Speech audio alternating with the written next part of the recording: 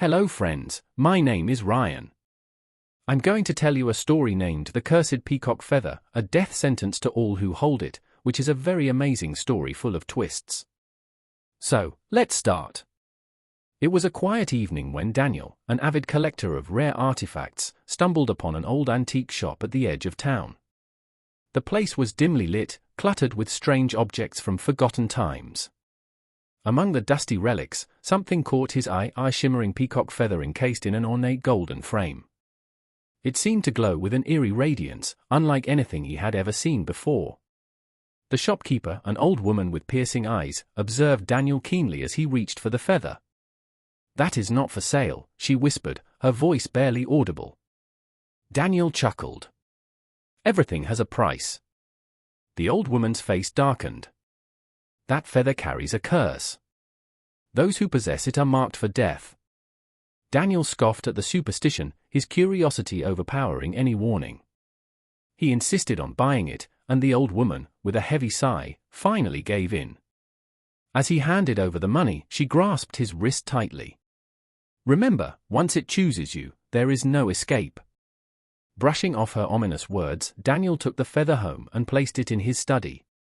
That night, strange things began to happen. The lights flickered, shadows moved unnaturally, and an eerie whisper echoed through his room, saying, "You are next."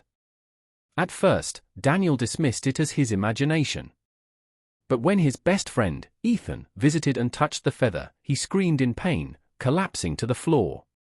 His skin turned pale as if life was being drained from him. Panicked, Daniel rushed him to the hospital, but the doctors found nothing wrong. Ethan remained in a coma, his body unresponsive. Desperate for answers, Daniel revisited the antique shop, only to find it abandoned. The building was in ruins, as if it had been deserted for decades. Confusion and fear gripped him. He searched for records of the feather's origins and uncovered a chilling legend. Centuries ago, a powerful prince had obtained the feather, believing it to bring immortality. But instead, those who touched it perished under mysterious circumstances. The feather was cursed by a betrayed sorcerer, dooming all who possessed it to an untimely death. Daniel's fear escalated when he noticed strange marks forming on his arm, similar to the ones he had seen on Ethan's skin before he collapsed. He knew he had to get rid of it. He tried burning it, but the flames refused to consume it. He buried it deep in the woods, but it reappeared on his desk the next morning.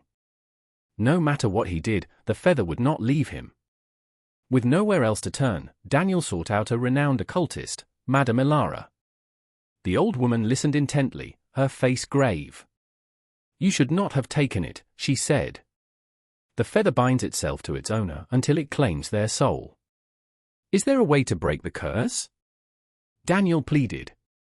Madame Ilara hesitated before revealing that the curse could only be lifted if the feather was returned to the temple where it was first stolen. The problem was, the temple was now nothing more than ruins deep within the forbidden jungle, a place from which no traveler had ever returned. Time was running out. Ethan's condition worsened, and Daniel felt the life draining from his own body. With no choice left, he embarked on a treacherous journey into the jungle, battling feverish nightmares and the constant feeling of being watched. As he reached the ancient ruins, the atmosphere grew heavier, the air thick with an unnatural silence. In the center of the ruin stood an altar, its carvings depicting the very feather he carried. Summoning all his strength, Daniel placed the feather on the altar. The ground trembled. A deafening wail filled the air as dark shadows erupted from the feather, swirling around him. Faces contorted in agony flashed before his eyes, the souls of those who had fallen victim to the curse.